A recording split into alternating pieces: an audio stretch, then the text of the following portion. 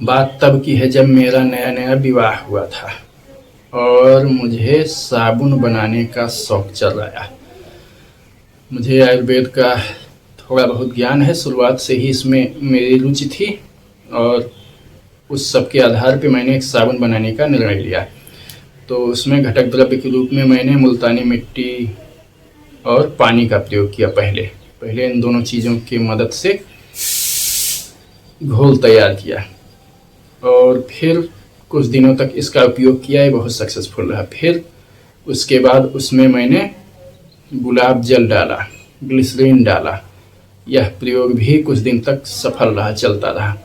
फिर इसके बाद मैंने उसमें ग्लिसरीन गुलाब जल डाला ही था। इसके बाद फिर इसमें एक और घटक द्रव्य शहद डाल दिया और बेसन डाल दिया उसकी प्रभाविकता को बढ़ाने के लिए।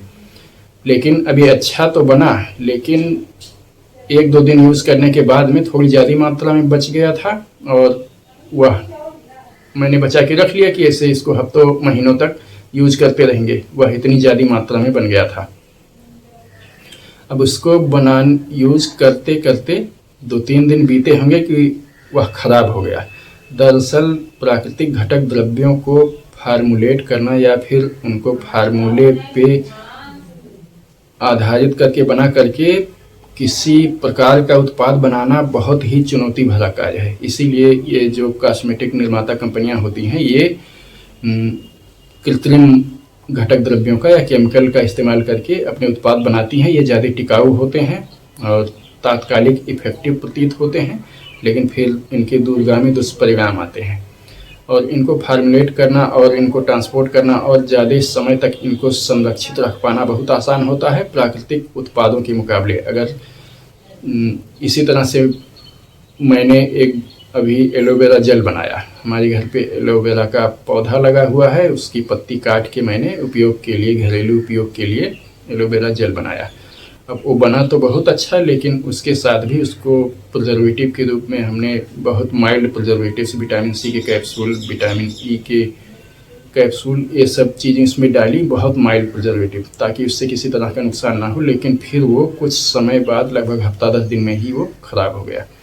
तो घर पे अगर आप प्राकृतिक उत्पादों का उपयोग करना चाहते हैं और प्राकृतिक घटक द्रव्यों से अपने लिए ये सब चीज़ें, चाहे साबुन या फिर एलोवेरा जेल बनाना चाहते हैं, तो उनको इतनी ही मात्रा में बनाएं जिनका उपयोग आप 2 से 3 दिन में कर डालें। इससे अधिक समय तक रखने में वो खराब होने लगते हैं, क्योंकि प्राकृतिक घटक द्रव्यों से निर्मित किसी उत्पाद को संरक्षित रखने में और उनको फार्मुलेट करके किसी उत्पाद को बनाने में बहुत कठिनाई होती है। इसी वजह से नितांत प्राकृतिक घटकों के आधार पर बने हुए उत्पाद बहुत महंगे आते हैं। छोटे से बनेंगे लेकिन बड़े महंगे आते हैं अक्सर। तो इस तरह से मेरा वो साबुन जो बना, लगभग हफ्ते भर के उपयोग के बाद बहुत ही बुरी तरह से बदबू मारने लगा और ऐसी गंध आती है कि अब क्या बताएं। मतलब सूंघ लो तो तबीयत एकदम से मस्त हो जाए।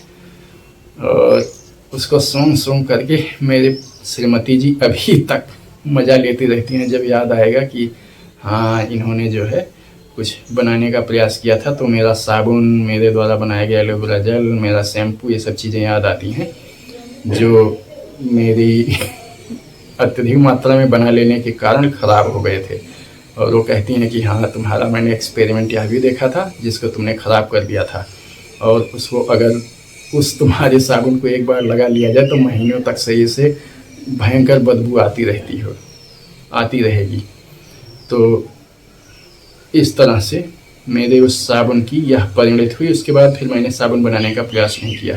खैर, इससे मुझे पता चला कि इसमें मुझको साबुन में अगर मुल्तानी मिट्टी, गुलाब जल और ग्लिसरीन, इन्हीं 3 घटक द्रव्यों के आधार पर अगर बनाया जाए साबुन, तो वह लंबे समय तक, लगभग 15 से 20 दिनों तक चलेगा। लेकिन अगर इसमें आप बेसन, शहद और ऐसी अन्य चीज़ें, एलोवेरा जेल, ये सब चीज़ें मिला लेंगे तो फिर वो ख़राब हो जाएगा। वो लगभग समझ लीजिए हफ्ते भर मुश्किल से चलेगा।